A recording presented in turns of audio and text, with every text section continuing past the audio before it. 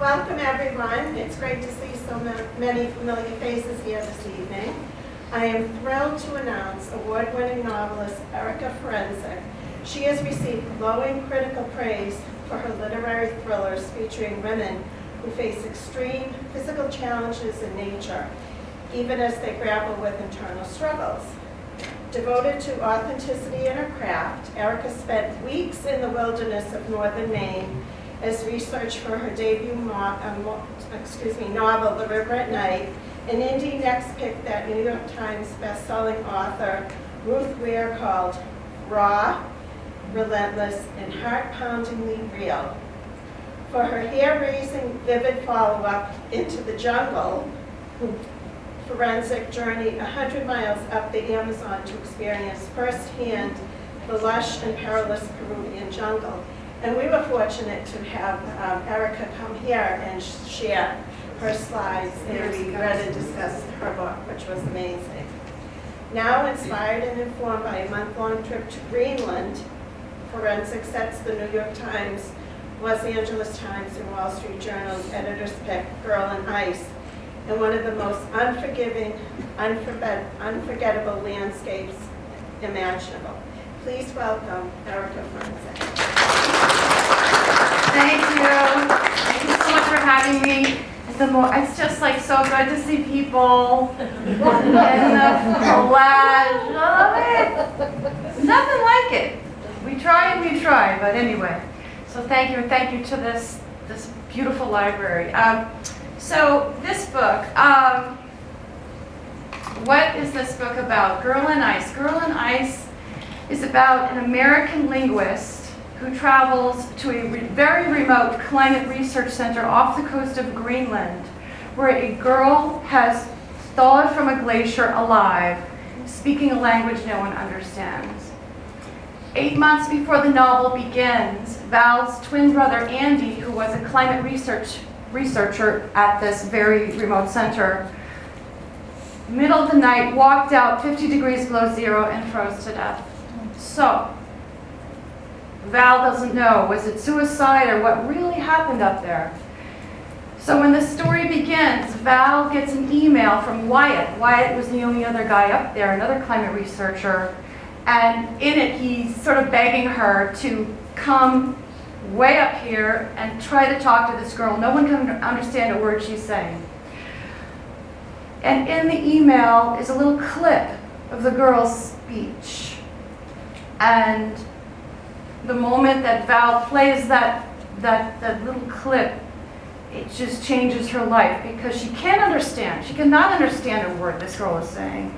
But she hears trauma, and she hears terror, and she hears a kid who needs help. So she has her own problems. Val has her own problems. She has a severe anxiety disorder. She only feels comfortable in a few places. So she has to make this decision. Am I going to get on this plane, go to Greenland, to try to help this kid, and also find out what happened to her brother? So that's the gist of the story.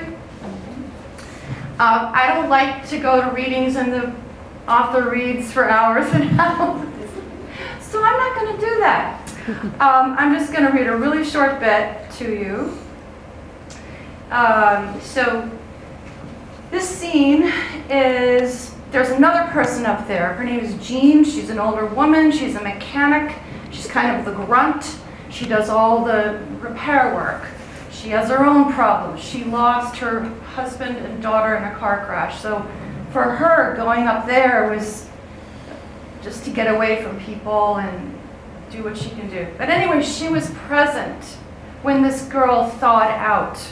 So this is her accounting of that to Val, the protagonist, the linguist. So this is Jean. Her skin was so cold, but not hard anymore.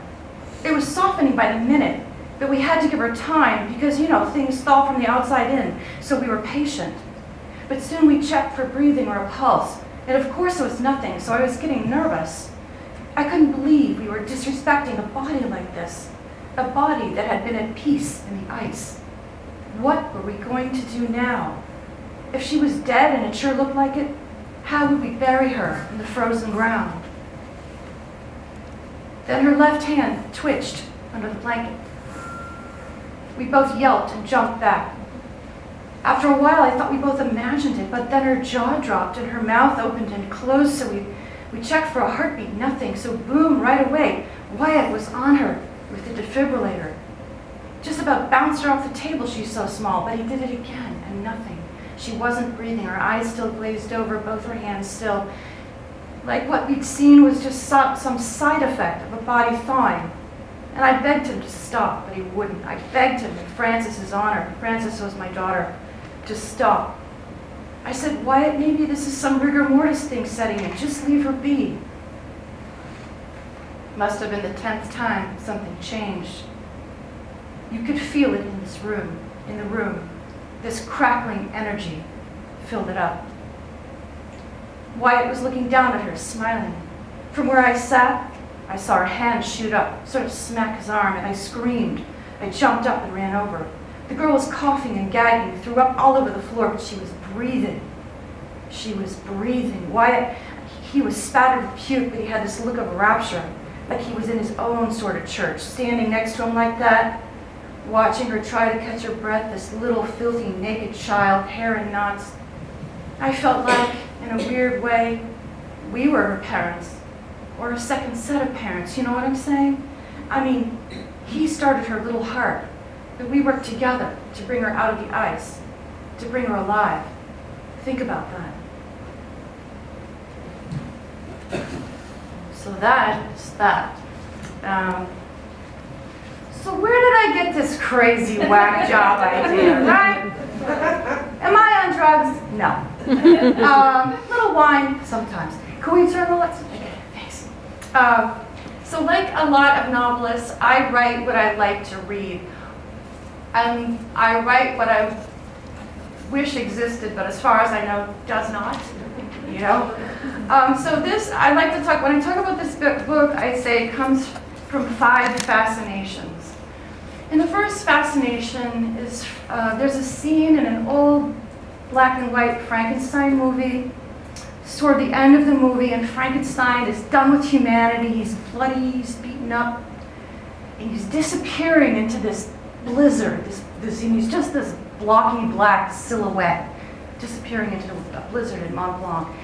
And there's something about that scene that just broke my heart, and I'm still trying to figure out why. I mean, you know, 1,000 PhD theses have been written about Frankenstein, but I'm just interested in how that scene made me feel. I'm sure it's man's inhumanity to man, man's inhumanity to human variety. So that's the first one.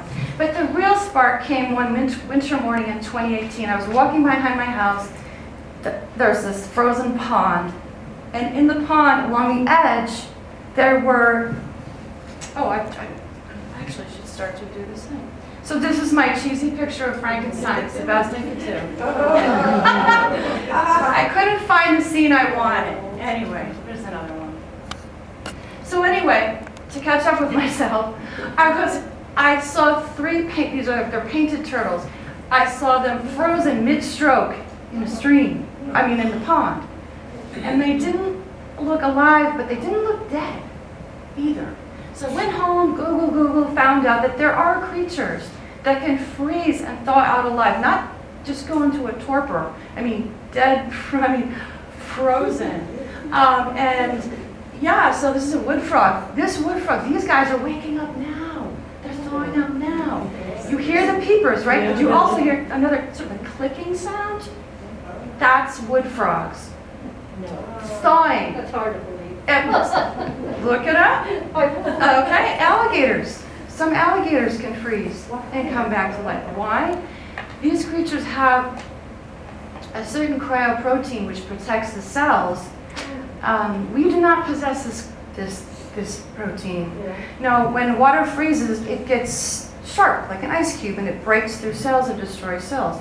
Now we can freeze an embryo. An embryo has 120 cells. For some reason, we have that technology, but we're not able to freeze ourselves.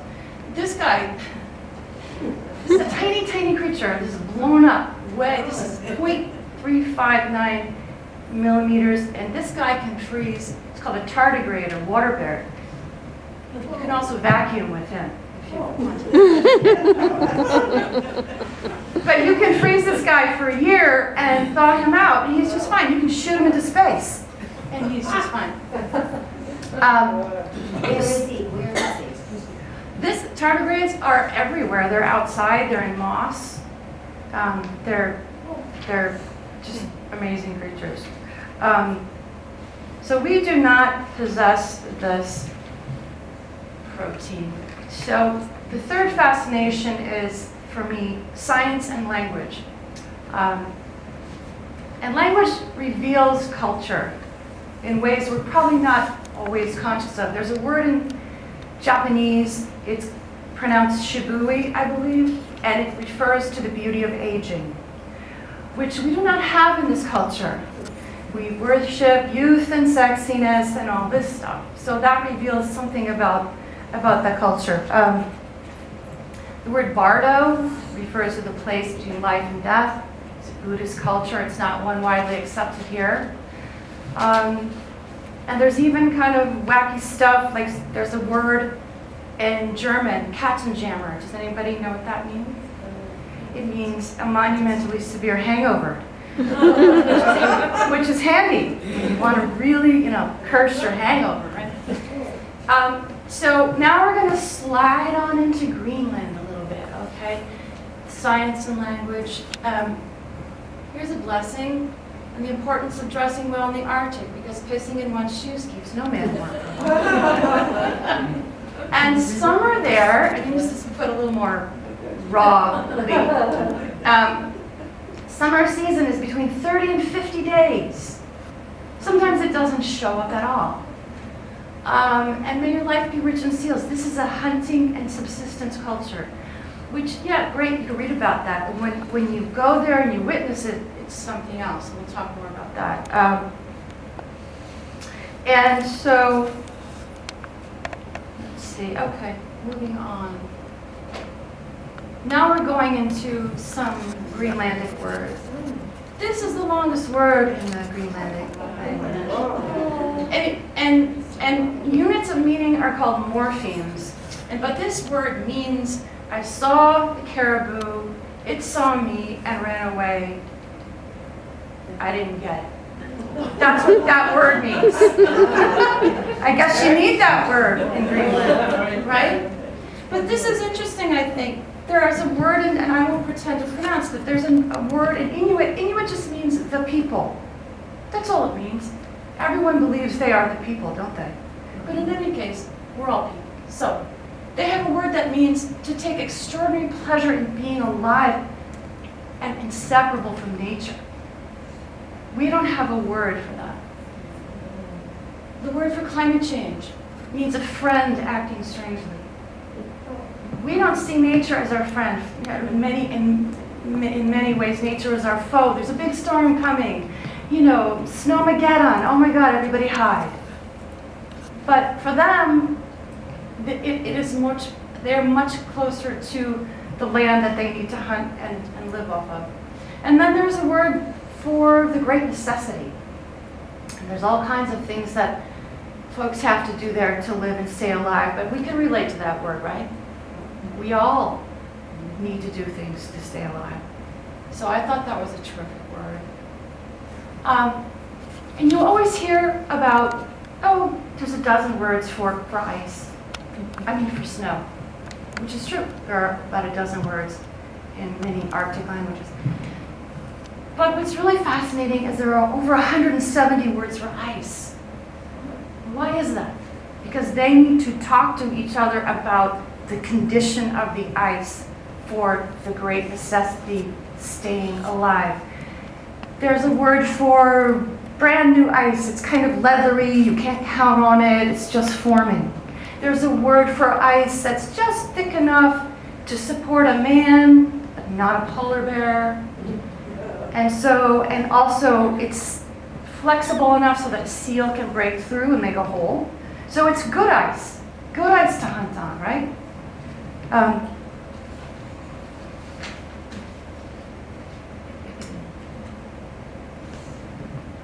So I did take a trip to Greenland. Luckily, I went when I did, thank God, right? Dumb luck is the only kind of luck there is, right? Dumb. But anyway, I'll take it. So this is Greenland. Has anyone been to Greenland? So Greenland it's just a massive, massive ice cap surrounded by mountains that jut up from the sea. And all along the coastline are fjords, inlets. It's a 3,000-mile coastline. That's the length of that coastline. The ice cap is 1,500 miles north to south, 700 miles east to west. It's 2 miles deep at its thickest. 2 miles. Frozen for 3 million years. And when I was there, Trump was trying to buy it, which was unfortunate. But the Danes owned it and have retained it. And very, very, very few people live there. Only 56,000 people live there. What's the population of Norwood? 35? 40,000. About 40,000. So double the population of Norwood to fill an entire island. It's the largest island in the world, a third the size of Canada. So it's very, very sparsely populated. That's a close-up of where I went, which doesn't actually mean too much to you. And I just want to kind of bring you in from the plane. I'm flying in, and I'm seeing icebergs for the first time. These are stories high. And I'm coming in, and now I'm actually on a helicopter. How's that feel? Who's been on a helicopter? Oh, I think they're terrifying. They only just have this little, metal thing. I don't know. They're noisy though, everyone. They're no, I mean, I was sitting in, I'd never been in one before, and I was like, this isn't gonna work, and crap, and just lift straight up. I mean, you just feel like alien. It's a cool thing. So this is a little town called Tisalak, probably a large town, 300 or 350 people. And then the next morning, we took a boat down a fjord, down and down this fjord. There's our first glacier. And there was nothing, of course, except there were 2 fin whales behind us following the boat. So I went with Natural Habitat. Natural Habitat created these kind of ingenious, collapsible cabins that we stayed in. And they're ingenious also because at the end of the season, which is a very short season, they collapse them into a box so that no polar bears can get in and destroy them.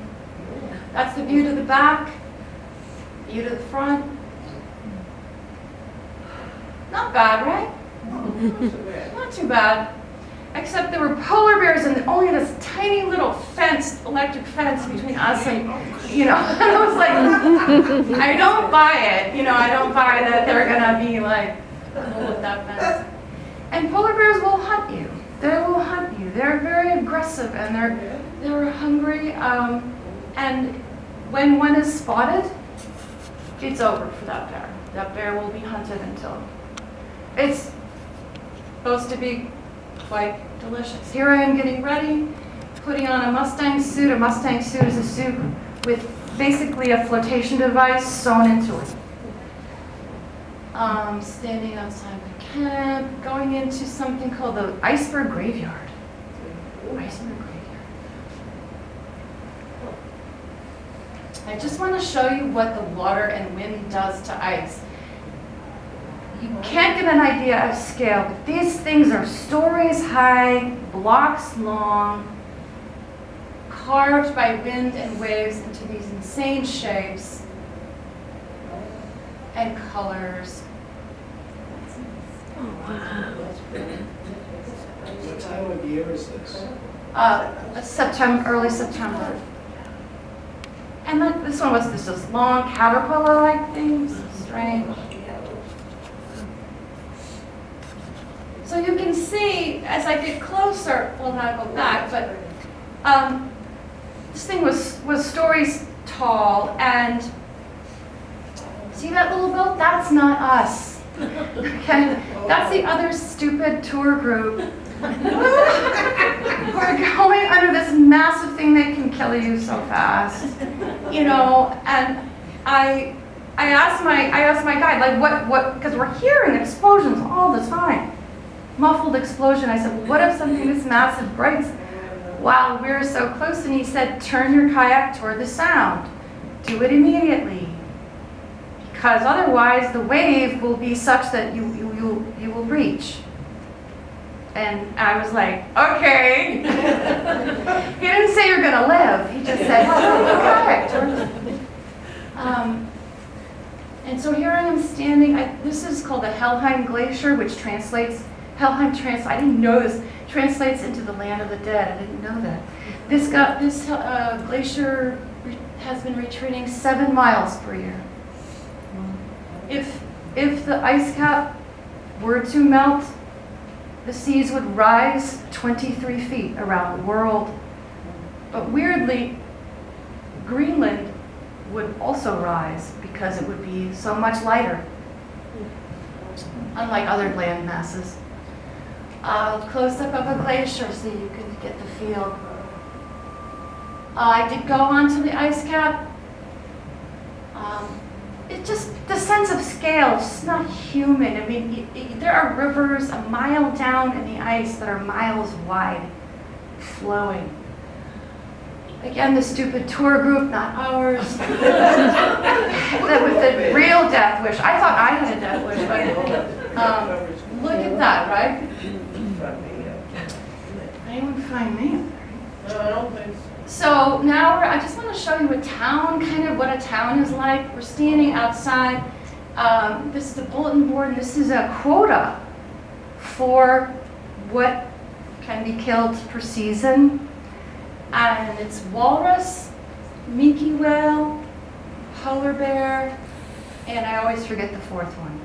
But anyway, you can only kill so many of these per season. I'm not sure really how much this is adhered to, and you can kill all the seals you want. Again, this is a hunting and subsistence culture. I just thought that was a cool picture. Polar bear. Yeah.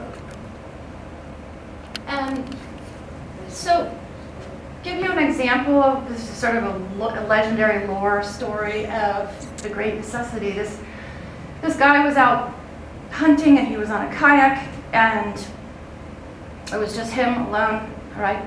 And he hit an iceberg, kind of like the Titanic, and he tore his kayak and it was quickly filling with water. There was the seal that he'd been hunting. He harpooned the seal, pulled it in. He gutted the animal through its mouth. He blew air into it, and he tied it off and he rowed it to shore. So this is kind of a crazy example of what it's like there. Sled dogs. Sled dogs are very much used. They're not considered pets. They're considered property because, not that they're abused, but they are considered property. They're not in the home. People, it's almost equivalent now, snowmobiles and sled dogs, but a lot of the hunters were telling me, you know, a snowmobile cannot scent its way home in a blizzard, whereas a dog will always get me home. And even researchers will go and, you know, they have to take measurements in the middle of the night, in an Arctic night, and they'll take a sled dog because polar bears are very quiet and it is the best alarm possible.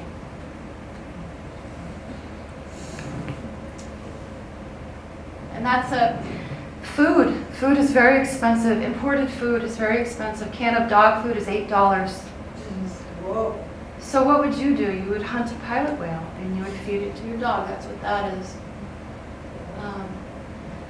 This is the sled dog island.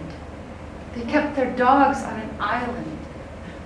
This isn't a very good picture, but, and again, they brought them food, but they had their own company.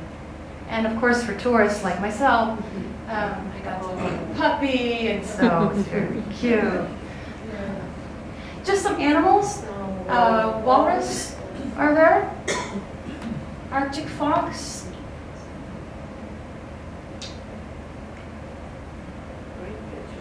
And I didn't see one I saw. I did find this skull, however, of an Arctic fox. Caribou, narwhal, breaking through the kind of ice you can break through, or whatever name for it now. This is a herd of narwhal. Some muskox. I just want to talk a little bit more about the people, Greenland. Looking at Greenland, it's almost like you're going into prehistory. Much of Greenland had not had any contact with the outside world before 1950. So as early as 1950, people were living in these, they're called sod houses. In that short growing season I told you about, they would dig into the ground as far as they could, and then they would, to build a hole, and then they would cover it with whale ribs and sealskin and peat and rocks. That was their dwelling. 4 to 5 families per dwelling. And we went in sort of a recreated one to see how tight it was in there. You gotta get along. You know what I'm saying? So here I am, I'm going to visit the mayor of this tiny, tiny little town that's drying fish. I'm outside of his place. This guy's 70 years old. He was born in a sod house. He left his sod house at age 7. And I said, and then he built his house on top of the sod house because he was afraid, well, if I don't like it, I can always go back to him. It's just fear, it's so different. You know, we've always lived this way. Why would we live a different way? So I said, well, weren't you excited? Electricity, running water and all this? He said, yeah, but I've never felt so close to people before as we did in the sod house. We were families together, we hunted together, we prepared meals, we told stories, we sang. And so, and I said, well, they're across the street now. He said, no, it's just not the same. So I guess it was quite the experience for him. I just like that because it says fast food. There is no fast food in Greenland. Blubber's fast, you just kind of hack it. But. And this is just a typical grocery store and a typical town. And life is very close to death.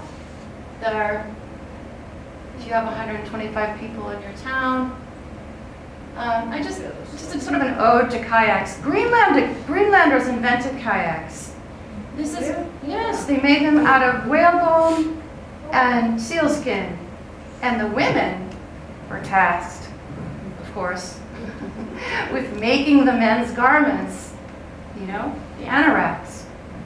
And they were tasked to make them perfectly to fit the man so that if he flipped in the kayak, he would not die.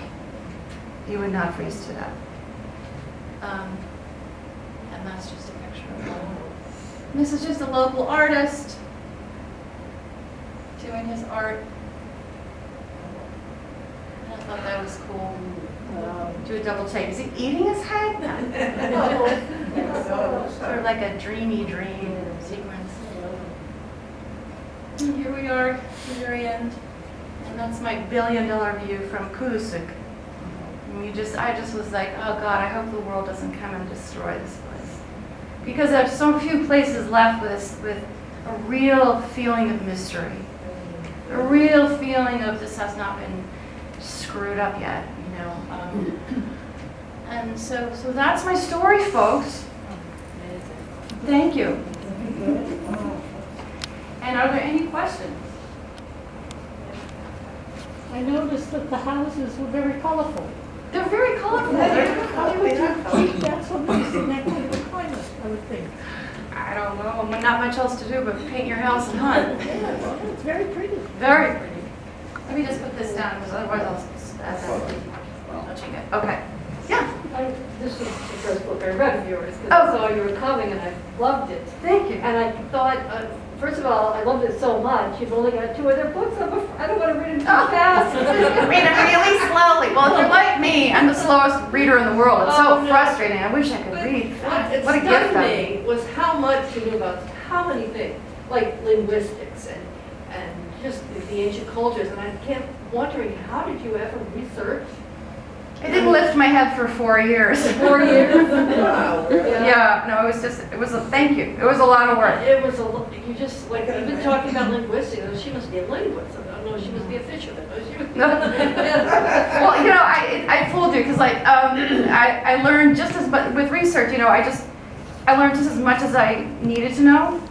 You know, because people ask me, "Oh, you went to Greenland and you thought of a story?" No, no, no, no, no, no. The story comes first, and then actually for me, first draft comes first, and then I go because then I know what to look for. I know who to interview. I know who to ask them, instead of just flailing around. You know. So, but yeah. Is the whole country like that? Are there cities anywhere? No. That's amazing. So there's one city, Nuuk. Nuuk is the capital, and I don't have the population number, but it's pretty big. It's half of Norwood probably, you know. But that's it. There are no, except in the little towns themselves, there are dirt roads, Yeah. but there's nothing. It's On wild. It's crazy. No cars? Little jeepy things in town. They were no cars. That Probably not any roads. Yeah, I mean, in Tesselec there were vehicles. I don't quite know what they were, but no SUVs or anything like. No street light. I mean, but weirdly there was a big soccer field that was very well lit. I was like, they're really into sports, and so the kids go to school. The elementary school. I think by high school they go to Denmark. So they go out and they have that education, and then they decide kind of, do I want to come back to Greenland or do I want to stay in Denmark? And I don't know the percentage that come back or not. But it can't be huge. It's not a hugely growing country by Greenlanders. And a lot, they don't speak English. I mean, not that Danish, Greenland, and there's East Greenlandic and West Greenlandic. And there's a tiny population that speaks some other language. That's like out of my head right now, just 5,000 people speak that language, and none of them understand each other. So it's crazy.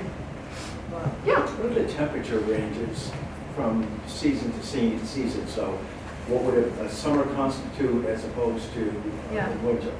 So summer is probably, I mean, climate change is really changing things really, really fast. I don't know if you read the Globe this week, there was some crazy, anyway. So it was probably 65 at the warmest when I was there. Mosquitoes, there's tons and tons of, did you see the guy who was wearing a netting? There's a certain breed of mosquito there that is just like vicious. I mean, just the worst I've ever seen. And it can get, you know, very, very cold in the winter, depends on where you are in Greenland, how close you are to the ice cap. You read the book, there are such things as pitarax. Pitarax are these winds, these incredibly strong winds that come down off, like sort of related to Santa Ana winds. They're called katabatic winds. They're all over the world. All over the world, there's a different name for these kinds of winds. But that's where I got the idea for the ice winds. That is mystical. It's really, that's... But there are no such things. Like, again, I lied to you. I make things up. Just on the edge of what you think might be real, and, you know, because pitarax are real, you know, but the way I describe it, I'm not going to give it away. But it's really damn cold, you know, 50, 60 degrees below zero during winter. And but more than that, the sun goes down October 25th and it does not come up till February 13th. The sun is down. Now, there is a 6-hour period of creepy twilight. You know, so that's kind of cool. I mean, you can see. You can see the polar bear coming in. No. You want to see it. Yeah. Yeah. And the internet, and when you lived in the housing, No, did you have proper bathroom facilities? I was gonna, you know, it's so funny you asked that because I had a bathroom in there, and what this was I was just like, I have to take pictures of this. This is so fascinating, and you know, we're all adults here, so it was just a seat with a plastic bag that God knows what was happening underneath. And you did your business, and then you push this handle, and it just pulled the bag down. It's brilliant. I was like, I'm going to use the bathroom again, just to. But I'm telling you that there was a shower, there were showers, everything was solar heated. Yep, but there was no internet or phone. I was here for your other talk on into the jungle. Into the jungle, yeah. And, your description of the wildlife and the trees that could walk. Oh, yeah. Did The you walking find this trees. less scary than, was that Brazil? That was Peru. Oh, Peru. This was scary in a whole other way. Yeah. Just in terms of just this, that electric fence, did you see that? There were polar bears on that. And everywhere we went, it was true in the jungle too. We're carrying guns. And just the sense of vastness, like when you're in the jungle, you're like, it's gonna touch me. And here it's like, where am I? I'm gonna just float away, or where is people? There's just no one. Is there any writer that tells you about the culture that you'd want to read? Oh yeah, Lawrence Millman. I don't know if you know him. He's a wonderful nature writer. He wrote a lot about it. I read a couple dozen books before I left. Everything I could find on the Arctic, every movie I could see, every documentary I could see. And it's him. Oh my God! And then there's another guy who wrote about Greenland, which was really helpful for the book. The way he talked about language. Two sources at the end. Lawrence Hanley or something like that. His book, yeah. Is that where Shackleton went, or is it that whole other area? Shackleton. I feel silly that I don't know the So I answer. think Shackleton went to Antarctica. Her question's about Shackleton. Does anybody know the answer? I know they just found a ship, right? Yeah, there was a ship.